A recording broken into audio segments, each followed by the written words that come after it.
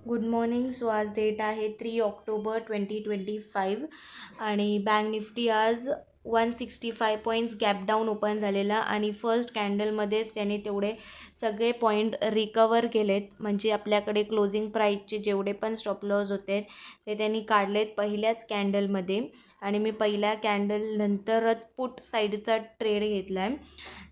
आणि ट्रेड घेतल्या घेतल्या आपले जे पॉईंट्स आहेत ते बऱ्यापैकी आलेलेही होते. आपण प्रॉफिटमध्ये होतो, पण आपला टार्गेट हिट नव्हता झाला. आपला टार्गेट आपल्याला घ्यायचा आहे, सो म्हणून मी ट्रेड होल्ड केला.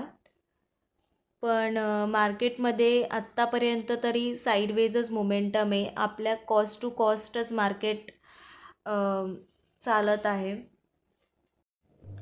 आता मार्केटला जे आहे ते दोन्ही साईडला जे स्टॉप लॉस आहेत ते जवळ नाही आहेत.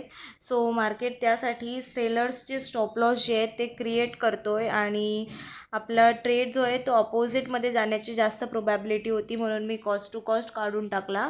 कारण कॅन्डल पॅटर्न बघून तरी मार्केट जे आहे ते सेलर्सला बसवतो आहे आणि त्यांना ट्रॅप करायचा प्रयत्न करतो आहे हेच दिसतं आहे. म्हणून मी ट्रेड कॉस्ट टू कॉस्ट काढून टाकला.